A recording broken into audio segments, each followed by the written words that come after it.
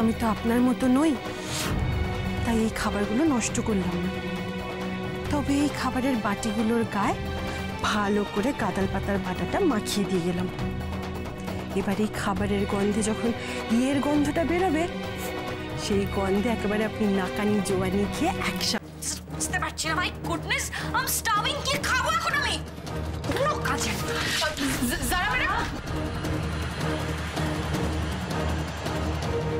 দেখলেন তো যারা ম্যাডাম, নিনিকে না খেতে দেওয়ার কিরকম শাস্তি আপনি পেলেন।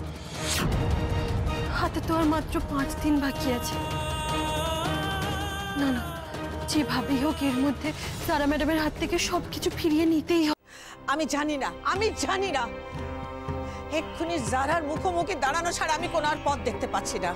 আমাকে এক্ষুনি যারার সঙ্গে কথা বলতে হবে। I have to go right now. I have to go. দাঁড়ান না, যারা ম্যাডামের কাছে গিয়ে কোনো লাভ নেই। উনি উল্টে আপনাকেই একগাদা কথা শুনিয়ে দেবেন, আপনাকেই একগাদা অপমান করে দেবেন, আর আমি সেটা সহ্য করতে পারবো না। রাধা, খাল কেটে কুমির আমি এনেছি তো, এখন সেই কুমিরটা যদি হিংস্র দাঁত আমায় দেখা, আমাকে সহ্য করতে হবে। I have to take it. আমাকে এক্ষুনি যেতে হবে। আমি আপনার পায়ে পড়ি মা, আপনি যারা ম্যাডাম।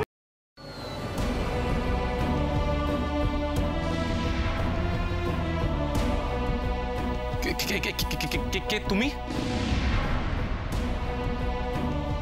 কি কৃষ বাবাজি, চমকে গেল তো?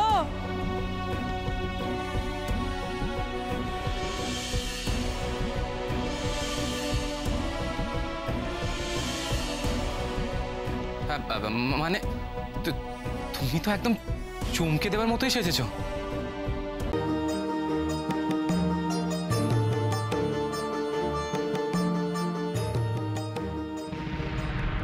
পুরোটা একবারে মাথা খারাপ করে দিল। কখন যে বিদায় হবে কে জানে বাবা। কি হলো মোনা, কাজ হয়ে গেছে? ম্যাডাম কি করে কাজ হবে বলুন তো? এই বুড়োটা তো মাথা খারাপ করে দিচ্ছে। মানে এখন নাকি উনি লক দেখতে এসেছেন, কালকে এসে লক সারাবেন, তারপর আবার খক খক করে কেসে যাচ্ছে, এখন জল চাইছে, এরপর চা চাইবে, তারপর বলে দুপুরে খেতে দিন। বুঝলাম না, মানে তুমি ওই লোকটাকে ওপরে একা রেখে দিয়ে চলে এলে?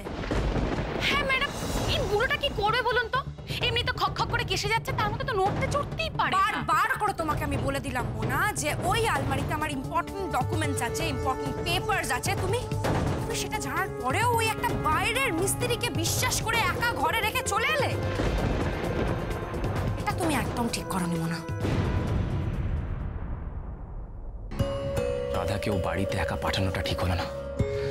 যতই রাধা মেকআপ করে যাক না কেন, একবার যদি রাধা সার হাতে ধরা পড়ে যায়, সারা তোকে ছিঁড়ে খাবে। কি জানি, হয়তো পুলিশ টুলিশ ডেকে একাকার কাণ্ড করবে। বড্ড বেশি রিস্ক নিয়ে ফেলেছি আমরা। আমাকে এক্ষুনি রাধার কাছে যেতে হবে, এক্ষুনি।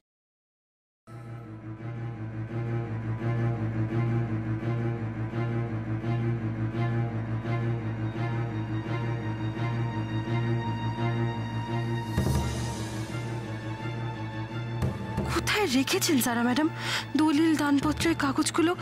কোথায়? দরকারি জিনিস তো মানুষ আলমারির লকারেই রাখে। ওর কথায় যদি আমি উঠি বসি, ওর যদি আমি সব কথা মেনে চলি, তাহলে ও আস্তে আস্তে আমায় বিশ্বাস করা শুরু করবে। আর তখন সেই বিশ্বাসের সুযোগ নিয়ে আমরা ওর মুখোশটা খুলতে পারবো। কিভাবে তলে তলেও আমাদের বাড়ির দলিলটা জোগাড় করেছে, আর কিভাবে ডুপ্লিসিটি করে দানপত্রতে ডাইরেক্ট সই নিয়েছে, সেটাও জানতে পারবো।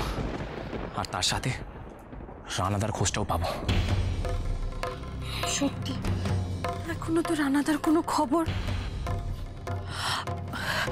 কুমড়ামুখ, আমি তো আপনাকে আসল কথাটাই বলতে ভুলে গেছি।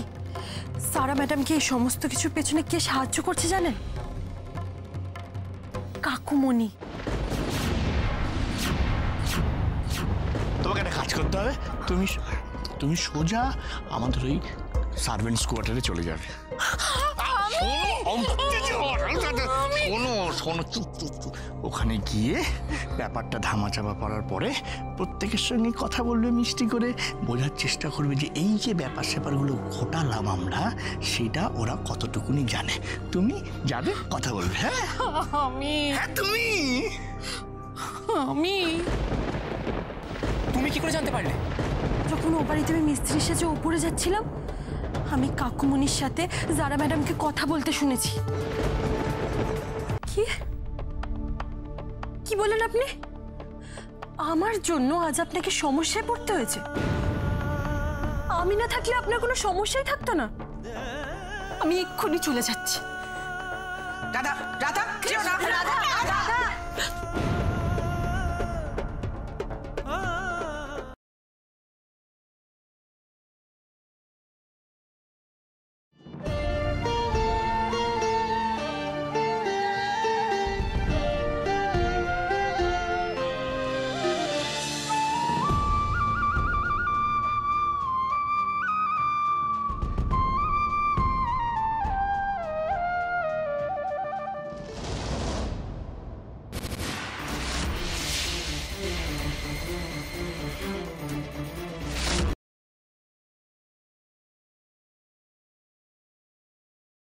যে যত পারো আনন্দ ফুর্তি করে নাও, সবাই একটা কথা মাথায় রেখো, কবি খুব শীঘ্রই এই বাড়িতে ফিরবে।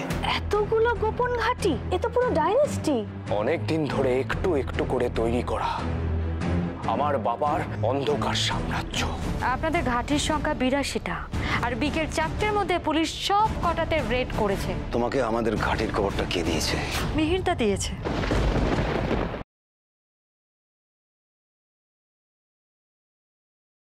দিদি ভাই সুস্থ হয়ে যাচ্ছে, তাই না মা? দেখো না রাই, কবে থেকে বলছে ঘুরতে নিয়ে চলো, শোনেই না। অমুক দুর্বা তো ঠিকই বলছে, তুই তো সত্যি কখনো ওকে ঘুরতে নিয়ে যাস না। এতদিন না হয় কাজের জন্য টাইম পেতিস না, এবার তো যা। আমি এবার যাব না, বরং টিকিটের ব্যবস্থা আমি করছি, কারণ এবার যাবেন আপনি আর দিদি।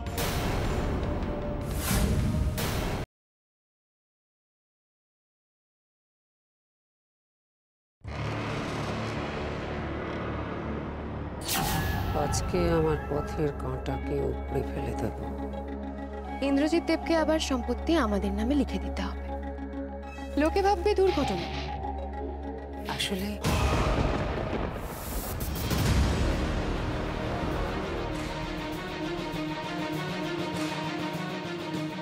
গুড বাই পৃথ্বীজিৎ দেব।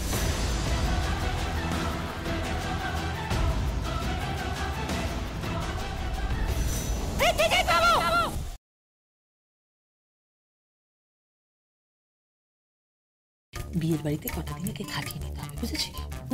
মাথা ঠান্ডা কর। ঠিক আছে ঠিক আছে, তুমি যাবে তো? আগে যাব না মানে, শ্বশুর বাড়ি বললে কথা।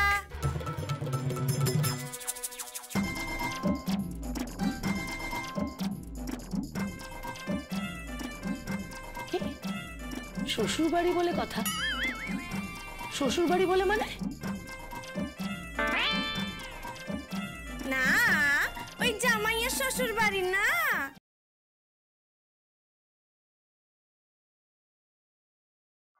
এনগেজমেন্ট ভেঙে দিয়েছে। আমি নীলের সঙ্গে কথা বলবো। না, একটা মিথ্যের উপর আমাদের সম্পর্কটা দাঁড়িয়েছিল, আর একটা মিথ্যে এসে সেটাকে ভেঙে দিল। আমার আর নীলের পথ আর এক নয়, আলাদা হয়ে গেছে।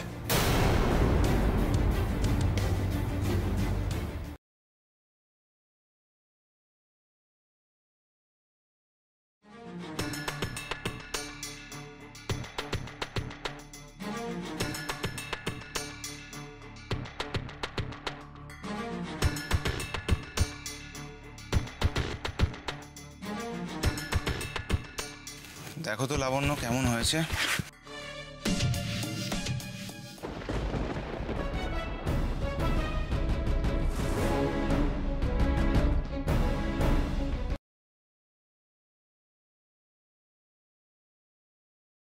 বোঝাচ্ছি তোমাকে প্রেমটা কি।